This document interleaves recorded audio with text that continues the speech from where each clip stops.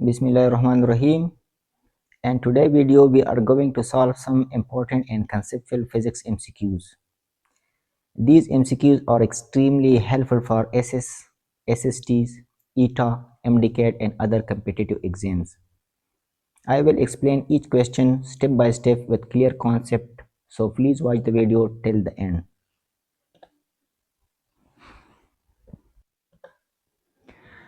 So the first MCQ which is given that which expression using SI base unit is equivalent to the volt. तो सबसे पहले हमें voltage की जो equation है वो समझना चाहिए कि अगर हमें वोल्टेज की जो इक्वेशन अगर याद हो तो हम तब ये इक्वेशन सॉल्व कर सकते हैं. सो वी नो दैट कि वोल्टेज हमारे पास बराबर है work done per unit charge के. ये work done per unit charge volt की फार्मूला है और वर्क बराबर है फोर्स इनटू डिस्प्लेसमेंट की. और सिमिलरली फोर्स बराबर है mass into acceleration into displacement per unit charge. तो ये सारे वैल्यू अगर हम यहाँ पुट करेंगे तो हमारे पास option number D is the correct option.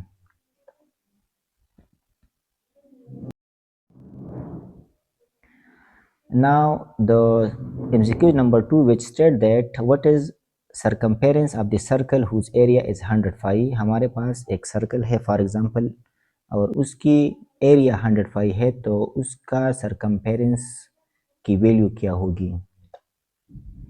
हमें पता है कि सरकमफेरेंस बराबर है 2 phi r की और सर्कल की जो एरिया है उसका फार्मूला है pi r square which is given that 100 pi. Pi के साथ कैंसिल हो गई और ये आर स्क्वायर हमारे पास बराबर हो गई 100 के, तो हम स्क्वायर रूट लेंगे both side of the equation के, तो आर की वैल्यू हमारे पास 10 आएगा. तो इस वैल्यू को अब हम इस इक्वेशन में पुट करेंगे तो सरकमफेरेंस की जो वैल्यू है वो फाइंड आउट हो जाएगी. तो 10 को अगर हम 2 से मल्टीप्लाई करेंगे तो यह 20 पाई बनेगी. तो करेक्ट ऑप्शन हमारे पास ऑप्शन नंबर बी है.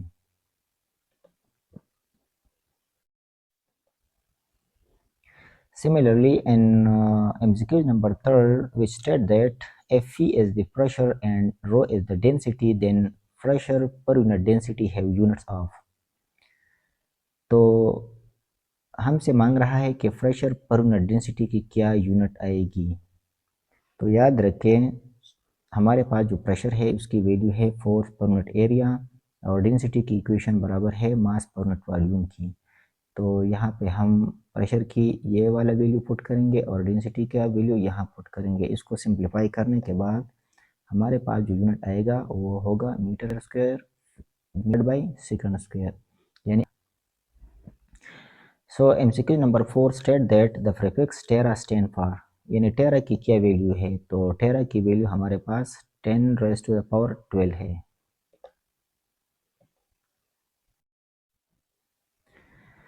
So in MCQs number 5 state that the number of significant figure in the measurement of this. हमारे पास एक मेजरमेंट दी गई है कि इनमें कितने सिग्निफिकेंट फिगर हैं. तो ये तो साइंटिफिक नोटेशन में है, तो याद रखिए कि साइंटिफिक नोटेशन का ये वाला पोर्शन सिग्निफिकेंट फिगर में कंसीडर नहीं किया जाएगा, सिर्फ ये वाला पोर्शन कंसीडर किया जाएगा. ये जो ज़ीरो है ये between two non zero digit के बीच में है, तो ज़ीरो को भी काउंट किया जाएगा इस कंडीशन में. तो हमारे पास 1 2 3 4 सिग्निफिकेंट डिजिट इस वैल्यू में मौजूद है. तो option number C is the correct option. In MCQs number 6 which state that in a cricket match 500 spectators are counted one by one. How many significant figures will be there in the final result? एक cricket की match है उसमें 500 तमाशाई थे और Spectator को एक एक करके काउंट किया गया. तो ये बताइए कि इस 500 में कितने सिग्निफिकेंट फिगर होंगे. तो याद रखिए कि ये डिपेंड करती है लीस्ट काउंट के ऊपर. तो ये चूँकि 1 बाय 1 काउंट की गई है तो इनमें ये 5 राइट साइड पे, ये 0 राइट साइड पे मौजूद है, तो इन सिपर को भी काउंट किया जाएगा और साथ में इसकी लिस्ट काउंट 1 बाय 1 है, तो इसी वजह से इनमें 3 सिग्निफिकेंट फिगर है. अगर हमें ये कहा गया होगा कि 500 स्पेक्टेटर को काउंट किया गया एक मशीन के थ्रू और उस मशीन की लिस्ट काउंट यानी 103, मतलब उसकी डिस्काउंट 100 थी, तो फिर 100 में जो 2 सिपर है वो उनके साथ ख़त्म किया जाएगा, तो उनमें फिर एक सिग्निफिकेंट फिगर बचती है। ये बात याद रखो। अगर हमें कहा गया हो कि ये एक मशीन ने काउंट की और उसकी डिस्काउंट 10 थी, तो 10 में 1 सिपर है तो एक सिपर उसके साथ काट दिया जाएगा, तो फिर 2 सिग्निफिकेंट फिगर आएगी। ये इंपॉर्टेंट पॉइंट है, इसको नोट कर लें। MCQ number 7, which state that the two vector which are given that absolute a plus b which is equal to absolute a minus b for two non-zero vector a and b, then it holds that हमारे पास दो vector दी गई है a plus B which is equal to a minus B, और ये दोनों non zero के बराबर है। तो ये बताइए कि इन दो वेक्टर के बीच क्या रिलेशन है। Either they will be perpendicular to each other, either they will be parallel, और दे विल बी कोप्लेनर, और they will be non coplanar. तो ये ऑप्शन ए ठीक है, लेकिन ये किस तरह आया है तो देख ले। ये हमारे पास ये इक्वेशन है जो हमें दी गई है। इस इक्वेशन के हम स्क्वायर लेंगे बोथ साइड, फिर हमको पता है कि ये स्क्वायर है 2 टाइम है, तो ये हम इस तरह लिख सकते हैं कि a plus B dot into A plus B. और सिमिलरली हम a minus B whole square को इस तरह लिख सकते हैं। मज़ीद जब हम ये एक्सपेंड करते हैं a dot A plus A dot B, similarly b dot A plus b dot B, similarly हम इसको भी एक्सपेंड करेंगे। तो याद रखिए यहाँ पे हमें ये इक्वेशन यहाँ देख ले कि इधर a डॉट बी है प्लस b डॉट ए, तो वेक्टर में ये कम्यूटेटिव प्रॉपर्टी उबे करती है। तो a dot B which is equal to b dot A, हम इसको ये चूँकि सेम है तो हम इसको a डॉट बी इसकी जगह भी लिख सकते हैं। तो a dot B plus a dot B, तो ये बनेगा 2a डॉट बी, और सिमिलरली ये ही। तो हमारे पास जो नेट रिजल्ट बच आता है वो है a dot B which is equal to 0।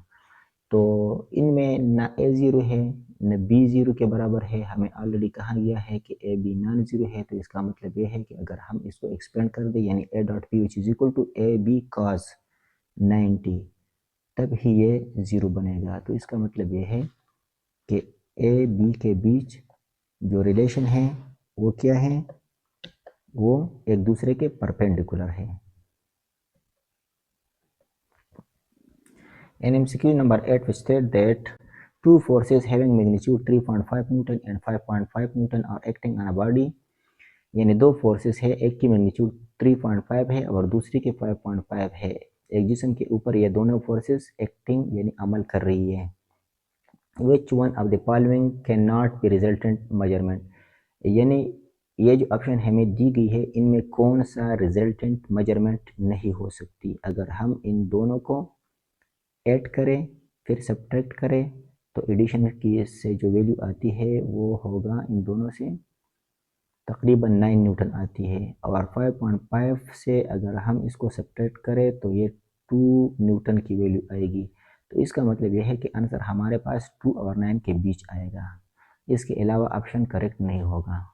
तो 2.5 is between 2 and 9, this is correct, this is also correct, this is also, so option A is not correct measurement.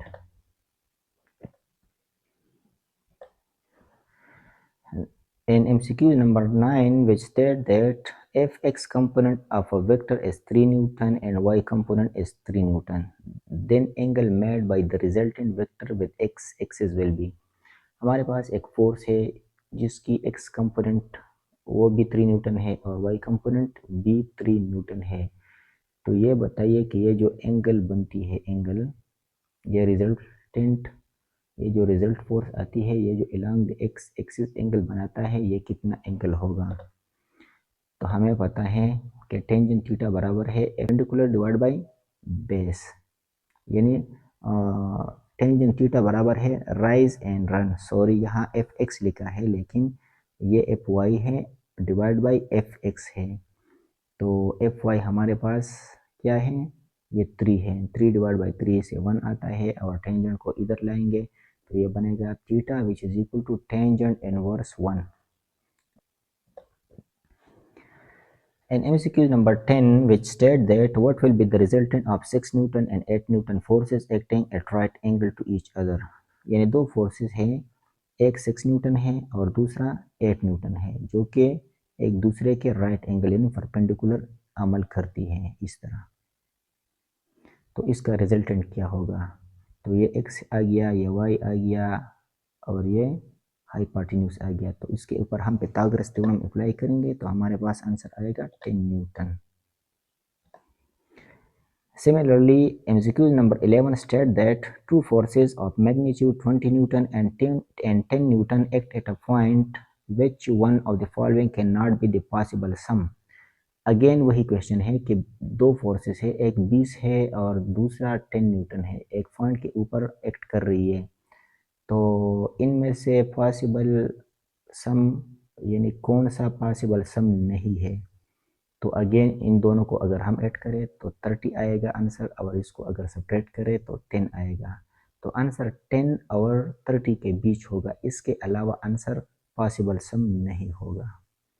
तो देख लें यहाँ पे 35 is excluded from that, so 35 is not the correct possible sum.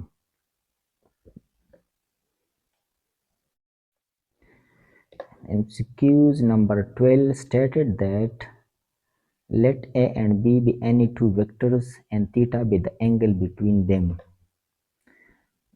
Then B cos theta is projection of, दो vector हैं A और B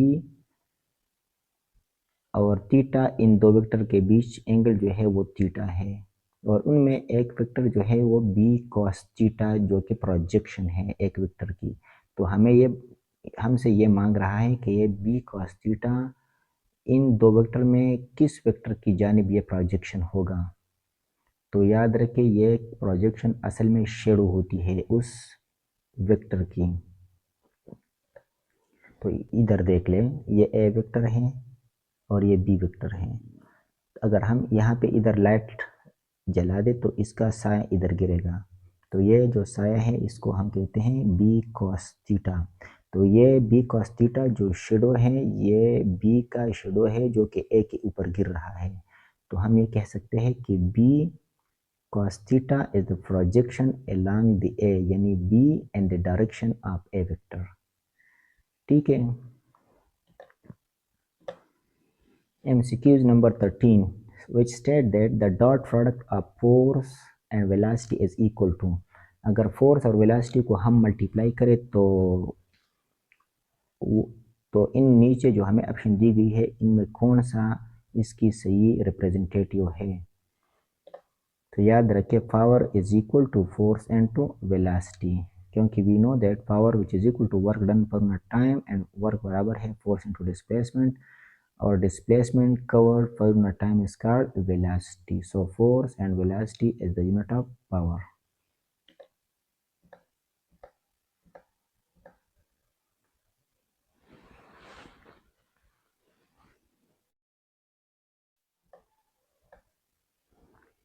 MCQ number 14 we stated that suppose A is equal to BC, where A has the dimension L divided by M and C has the dimension L over T, then B has the dimension। हमें equation दी गई है कि A बराबर है BC की और हमें A की डायमेंशन दी गई है कि वो L बटा M के बराबर है। ठीक है, और सिमिलरली C की डायमेंशन भी हमें दी गई है। तो हमसे मांग रहा है कि B की डायमेंशन मालूम करो। So this is equation which is given that, and this is the dimension which are also given us. So they ask that find the dimension of B. So the equation 1 will be equal to B which is equal to A divided by C, and A की जो dimension है वो L over M है, हम इधर put करेंगे, और C का डायमेंशन L ओवर T है, इधर पुट करेंगे। सिंप्लीफिकेशन के बाद जो आंसर आएगा वो T ओवर M है, जो कि ऑप्शन ए है।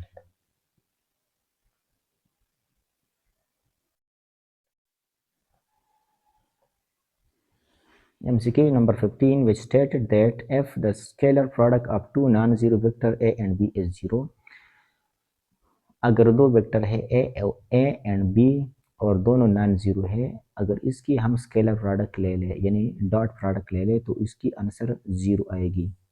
ये MCQs में ये हमें दिया गया है। then the magnitude of their vector product will be, तो हमें कह रहा है कि इसकी वेक्टर प्रोडक्ट की क्या वैल्यू होगी।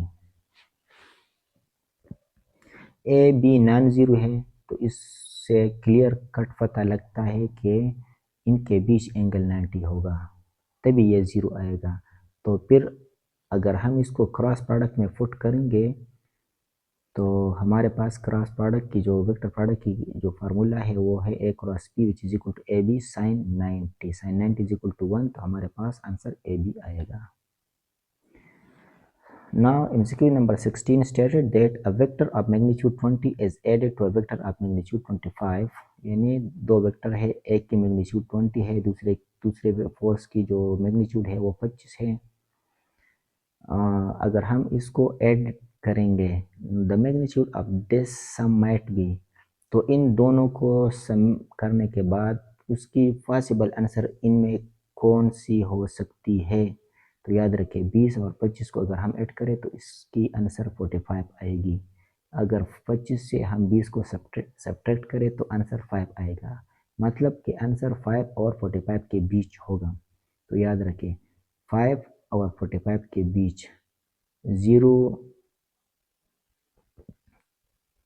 is not include, 3 is also less than 5, 47 is greater than 45, so the possible magnitude might be 12. This is the correct option.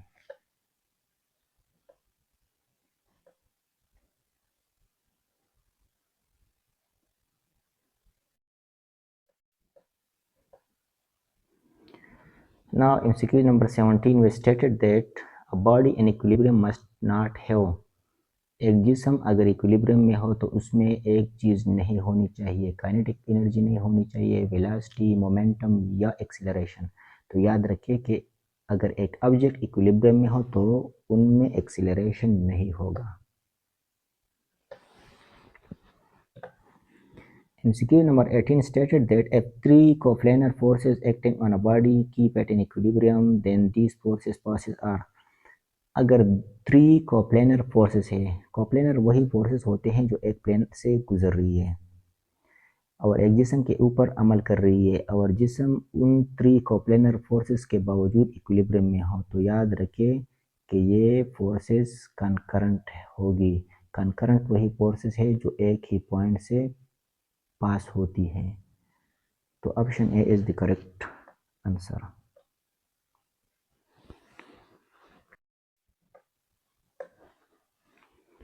MCQ number 19 stated that the physical quantity which produces angular acceleration in body, वो physical quantity क्या है जो object में angular acceleration produce करती है, वो force है। तो ये याद रखें कि ये फोर्स लीनियर एक्सीलरेशन क्रिएट करती है। सेंट्रीपिटल फोर्स वो फोर्स है जो हमेशा एक ऑब्जेक्ट सर्कल पे रोटेट करने पे मजबूर करती है, तो ये ऑलवेज टुवर्ड सेंटर की तरफ होती है, तो उसका एक्सीलरेशन भी टुवर्ड सेंटर होगा, इम्पल्स नहीं है। तो वह है टार्क है, जो टार्क का फार्मूला है torque which is equal to inertia into angular acceleration, so D is the correct option. MCQ number 20 stated that the direction of torque is, कि डायरेक्शन ऑफ टार्क यानी टार्क की direction क्या होगी। तो याद रखें टार्क वेक्टर क्वांटिटी है, ये हमेशा परपेंडिकुलर होगा, किसकी, फोर्स और आर की जो प्लेन है उसके परपेंडिकुलर अमल करेगा।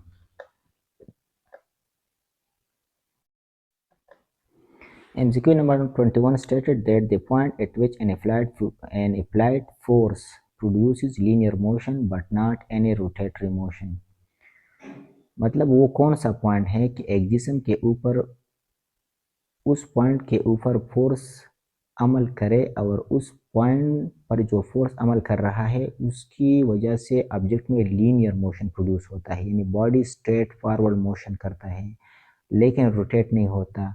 उस पॉइंट को क्या कहता है, उसको मिड पॉइंट कहता है या सेंटर ऑफ मास या ऑप्टिकल सेंटर या फोल। याद रखें सेंटर ऑफ मास वही पॉइंट होती है जिस्म की जिनके ऊपर फोर्स लगती है, तो बॉडी स्ट्रेट फॉरवर्ड मोशन करती है, उस पॉइंट को सेंटर ऑफ मास कहती है। MCQ number 22 stated that two equal anti-parallel and non-concurrent forces that produces only regular acceleration are, मतलब two equal anti-parallel और non-concurrent forces जब अमल करती है तो वो एंगुलर एक्सीलरेशन प्रोड्यूस करती है। मतलब ये गाड़ी की स्टीयरिंग है, इस पे एक फोर्स यहाँ अमल कर रही है और दूसरा यहाँ पे। दोनों एक दूसरे के एंटी पैरेलल है, दोनों इक्वल भी है, नॉन कंकरेंट है, यानी ये फोर्स इस पॉइंट से पास हो रही है और ये वाला इस पॉइंट से, तो इसको हम कपल कहते हैं। MCQ number 23rd stated that when we kick a stone we get hurt, it happens due to। अगर हम एक स्टोन को किक करें तो हम ज़ख्मी होते हैं, तो व्हाट हैपन, क्या हुआ, रीज़न क्या है? ये ड्यू टू इनर्शिया या वेलोसिटी या रिएक्शन या मोमेंटम। तो याद रखें ये न्यूटन थर्ड लॉ है, जितना फोर्स हम स्टोन के ऊपर लगाते हैं स्टोन रिएक्शन के तौर पर, उतना ही फोर्स हमारे पाव के ऊपर लगाएगा, तो इसी वजह से हम we get hurt. So option C is the correct option.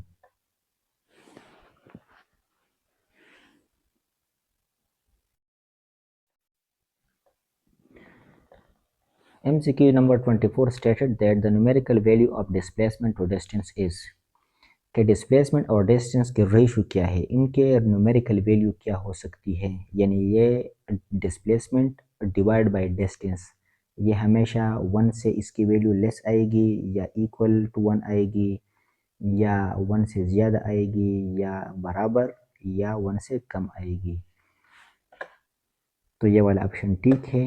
ये किस तरह, याद रखें कि डिस्प्लेसमेंट हमेशा डिस्टेंस से मतलब डिस्टेंस का जो चूँकि डिस्टेंस भी फासला है, लेकिन ये बिटवीन 2 पॉइंट्स है और ये शॉर्टकट है, और डिस्टेंस लंबा फासला है, ठीक है। तो डिस्टेंस की वैल्यू हमेशा डिस्टेंस से कम होती है, लेकिन याद रखें कि हर डिस्प्लेसमेंट को हम डिस्टेंस कह सकते हैं, लेकिन हर डिस्टेंस को हम डिस्प्लेसमेंट नहीं कह सकते। ये डिस्प्लेसमेंट है, ठीक है, बिटवीन 2 पॉइंट, इसको हम डिस्टेंस भी कह सकते हैं। तो डिस्टेंस डिवाइड बाय एस, इस कंडीशन में d1 और sp1 हम लेंगे तो इसका 1 आंसर आएगा, ठीक है। तो मतलब इक्वल टू 1 भी पॉसिबल है। और लेस कब पॉसिबल होगा, जब डिस्प्लेसमेंट ये होगा और ये डिस्टेंस होगा। तो उन कंडीशन में डिस्प्लेसमेंट की वैल्यू कम है, इसकी ज़्यादा है, तो वैल्यू 1 से भी कम आएगा। तो ये डी ऑप्शन इस बुनियाद पर ठीक है।